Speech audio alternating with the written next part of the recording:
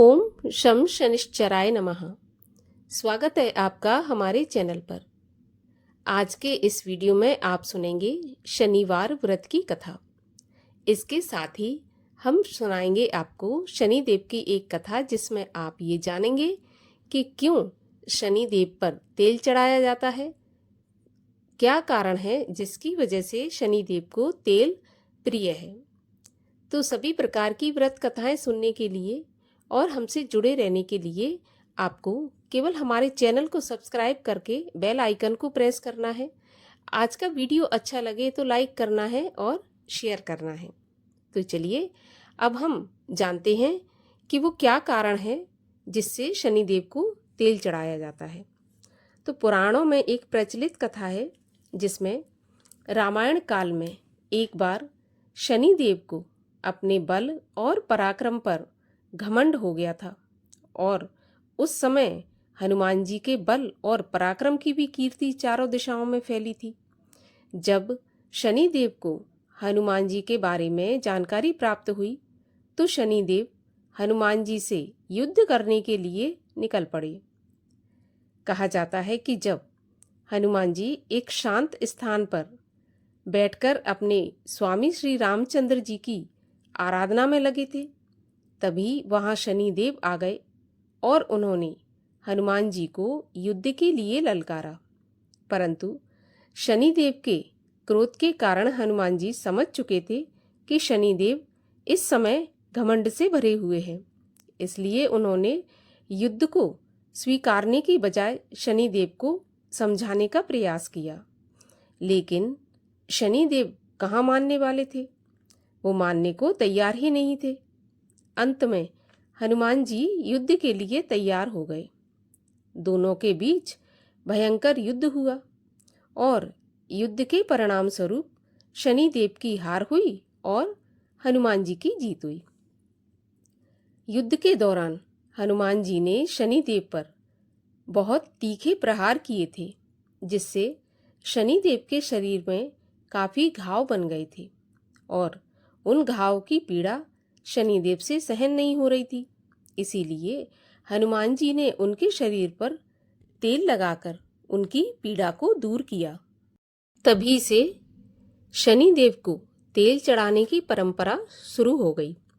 ऐसी मान्यता है कि शनिदेव को जो भी व्यक्ति तेल चढ़ाता है उसके जीवन की समस्त परेशानियां दूर हो जाती हैं और धन का अभाव समाप्त हो जाता है। और अब सुनते हैं शनिवार व्रत की कथा। शनिवार के दिन शनि ग्रह को प्रसन्न करने के लिए शनिदेव की पूजा की जाती है, जिसमें काला तिल, काला वस्त्र, तेल, उड़द, इन चीज़ों से शनिदेव की पूजा की जाती है। ये सब चीज़ें शनिदेव को बहुत अधिक प्रिय हैं। शनि की दशा को दूर करने के लिए यह बहुत ही उत्तम व्रत है। शनिवार के दिन शनि स्तोत्र का पाठ भी विशेष लाभदायक होता है। शनिवार की कथा के अनुसार एक समय सूर्य, चंद्रमा, मंगल, बुध, बृहस्पति, शुक्र, शनि, राहु और केतु, इन ग्रहों में आपस में झगड़ा हो गया कि हम सब में से बड़ा कौन है। सब अपने आप को बड़ा कहते थे। जब आपस में कोई निश्चय नहीं हुआ तो सबके सब आपस में झगड़ते हुए इंद्र के पास गए और कहने लगे कि आप सब देवताओं के राजा हो, इसलिए आप हमारा न्याय करके हमें ये बताओ कि हम 9 ग्रहों में सबसे बड़ा कौन है। राजा इंद्र इनका प्रश्न सुनकर घबरा गए और कहने लगे कि मुझ में ये सामर्थ्य नहीं है जो किसी को बड़ा या छोटा बताऊं। मैं अपने मुख से कुछ नहीं कह सकता हूँ। हाँ, एक उपाय हो सकता है। इस समय पृथ्वी पर राजा विक्रमादित्य दूसरों के दुखों का निवारण करते हैं, इसीलिए तुम सब मिलकर उन्हीं के पास जाओ, वही तुम्हारे दुखों का निवारण करेंगे। ऐसा वचन सुनकर सभी ग्रह देवता चलकर भूलोक में राजा विक्रमादित्य की सभा में जाकर उपस्थित हुए और अपना प्रश्न राजा के सामने रखा। राजा उनकी बात सुनकर बड़ी चिंता में पड़ गए कि मैं अपने मुख से किसको बड़ा और किसको छोटा बताऊं। जिसको भी छोटा बताऊंगा वही क्रोध करेगा, परंतु उनका झगड़ा निपटाने के लिए विक्रमादित्य ने एक उपाय सोचा। उन्होंने सोना, चांदी, कांसा, पीतल, शीशा, रांगा, जस्ता, अभ्रक और लोहा 9 धातुओं के 9 आसन बनवाए। सब आसनों को क्रम से, जैसे सोना सबसे पहले और लोहा सबसे पीछे बिछाए गए। इसके बाद राजा ने सब ग्रहों से कहा कि आप सब अपने अपने सिंहासनों पर बैठिए। जिसका आसन सबसे आगे वह सबसे बड़े और जिसका आसन सबसे पीछे वह सबसे छोटा जानिए। अब क्योंकि लोहा सबसे पीछे था और वह शनिदेव का आसन था, इसलिए शनिदेव समझ गए कि राजा ने मुझको सबसे छोटा बना दिया। इस पर शनिदेव को बड़ा गुस्सा आया और कहा कि राजा, तू मेरे पराक्रम को जानता नहीं है। सूर्य एक राशि पर 1 महीना रहते हैं, चंद्रमा 2.25 महीना 2 दिन, मंगल 1.5 महीना, बृहस्पति 13 महीने, बुध और शुक्र 1-1 महीने, परंतु मैं एक राशि पर 2.5 अथवा 7.5 साल तक रहता हूँ। बड़े बड़े देवताओं को भी मैंने भीषण दुख दिया है। हे राजन, सुनो, जब राम जी पर 7.5 आई तो उन्हें वनवास हो गया, और जब रावण पर आई तो राम और लक्ष्मण ने सेना लेकर लंका पर चढ़ाई कर दी, रावण के कुल का नाश कर दिया। हे राजा, अब तुम सावधान रहना। राजा कहने लगा, जो कुछ भाग्य में होगा देखा जाएगा। उसके बाद अन्य ग्रह तो प्रसन्नता के साथ चले गए, परंतु शनिदेव बड़े क्रोध के साथ वहां से पधारे। कुछ काल व्यतीत हो जाने पर जब राजा को 7.5 की दशा आई तो शनिदेव घोड़ों के सौदागर बनकर अनेक सुंदर घोड़ों के साथ राजा की राजधानी में आए। जब राजा ने सौदागर के आने की खबर सुनी तो अपने अश्वपाल को अच्छे अच्छे घोड़े खरीदने की आज्ञा दी। अश्वपाल ऐसी अच्छी नस्ल के घोड़े देखकर और उनका मूल्य सुनकर चकित हो गया और तुरंत ही राजा को खबर दी।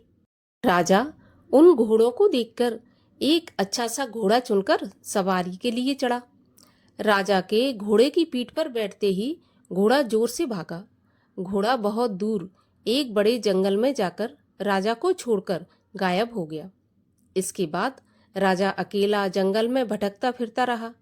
कुछ देर के बाद राजा ने भूख और प्यास से दुखी होकर भटकते भटकते एक ग्वाले को देखा। ग्वाले ने राजा को प्यास से व्याकुल देखकर पानी पिलाया। राजा की उंगली में एक अंगूठी थी। राजा ने उसे निकालकर प्रसन्नता के साथ ग्वाले को दे दी और शहर की ओर चल दिया। राजा शहर में पहुंचकर एक सेठ की दुकान पर जाकर बैठ गया और अपने आप को उज्जैन का रहने वाला और अपना नाम बीका बताया। सेठ ने उसको कुलीन मनुष्य समझकर जल इत्यादि पिलाया। भाग्यवश उस दिन सेठ की दुकान पर बिक्री बहुत हो गई। तब सेठ उसको भाग्यवान पुरुष समझकर भोजन कराने के लिए अपने साथ ले गया। भोजन करते समय राजा ने आश्चर्य की एक बात देखी कि खूंटी पर एक हार लटक रहा है और वह खूंटी उस हार को निगल रही है। भोजन के पश्चात कमरे में आने पर जब सेठ को कमरे में हार नहीं मिला तो सबने यही सोचा कि सिवाय बीका के यहाँ पर कोई और तो आया नहीं है, अतः अवश्य ही उसी ने हार चोरी किया है। परंतु बीका ने साफ मना कर दिया कि मैंने हार नहीं लिया है। इस पर 5-7 आदमी इकट्ठे होकर उसको फौजदार के पास लाए। फौजदार ने उसको राजा के सामने उपस्थित कर दिया और कहा कि ये आदमी तो भला प्रतीत होता है, चोर मालूम तो नहीं होता, परंतु सेठ का कहना है कि इसके सिवाय और कोई घर में आया ही नहीं, अवश्य ही इसी ने चोरी की है। तब राजा ने आज्ञा दी कि इसके हाथ पैर काटकर चौरंगिया किया जाए। राजा की आज्ञा का तुरंत पालन किया गया और बीका के हाथ पैर काट दिए गए। इस प्रकार कुछ काल व्यतीत होने पर एक तेली उसको अपने घर ले गया और कोल्हू पर उसको बिठा दिया। बीका उस पर बैठा हुआ अपनी जुबान से बैल हाँकता रहा। शनि की दशा समाप्त हो गई और एक रात को वर्षा ऋतु के समय वह मल्हार राग गाने लगा। उसका गाना सुनकर उस शहर के राजा की कन्या उस राग पर मोहित हो गई और दासी को खबर लेने भेजा कि देखो शहर में कौन गा रहा है। दासी सारे शहर में फिरती फिरती क्या देखती है कि एक तेली के घर में चौरंगिया राग गा रहा है। दासी ने महल में आकर राजकुमारी को सारा वृत्तांत सुना दिया। बस उसी क्षण राजकुमारी ने अपने मन में यह प्रण कर लिया कि चाहे कुछ भी हो, इस चौरंगिया के साथ ही विवाह करूंगी। प्रातःकाल होते ही जब दासी ने राजकुमारी को जगाना चाहा तो राजकुमारी अनशन व्रत लेकर पड़ी रही। तब दासी ने रानी के पास जाकर राजकुमारी के ना उठने का वृत्तांत कहा। रानी ने तुरंत ही वहां पर आकर राजकुमारी को जगाया और उसके दुख का कारण पूछा। तो राजकुमारी ने कहा कि माताजी, मैंने यह प्रण कर लिया है कि तेली के घर में जो चौरंगिया है उसी के साथ विवाह करूंगी। माता ने कहा, पगली, क्या बात कर रही है? तेरा विवाह किसी देश के राजा के साथ किया जाएगा। कन्या कहने लगी, माताजी, मैं अपना प्रण कभी नहीं तोड़ूंगी। माता ने चिंतित होकर यह बात राजा को बताई। जब महाराज ने आकर समझाया कि मैं अभी देश देशांतर में अपने दूत भेजकर सुयोग, रूपवान एवं बड़े से बड़े गुणी राजकुमार के साथ तुम्हारा विवाह करूंगा, ऐसी बात तुमको नहीं सोचनी चाहिए। तब कन्या ने कहा, पिताजी, मैं अपने प्राण त्याग दूंगी परंतु किसी दूसरे से विवाह नहीं करूंगी। इतना सुनकर राजा ने क्रोध से कहा, यदि तेरे भाग्य में ऐसा ही लिखा है तो जैसी तेरी इच्छा हो वैसा ही कर। राजा ने तेली को बुलाकर कहा कि तेरे घर में जो चौरंगिया है उसके साथ मैं अपनी कन्या का विवाह करना चाहता हूँ। तब तेली ने कहा कि यह कैसे हो सकता है? कहाँ आप हमारे राजा और कहाँ मैं एक नीच तेली। परंतु राजा ने कहा कि भाग्य के लिखे को कोई नहीं टाल सकता। अपने घर जाकर विवाह की तैयारी करो।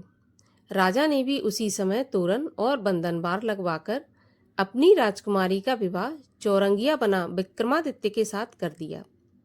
रात्रि को जब विक्रमादित्य और राजकुमारी महल में सोए तो आधी रात के समय शनिदेव ने विक्रमादित्य को स्वप्न दिया कि राजा, कहो, मुझको छोटा बताकर तुमने कितना दुख उठाया है। राजा ने क्षमा मांगी और शनिदेव ने प्रसन्न होकर विक्रमादित्य को हाथ पैर दे दिए।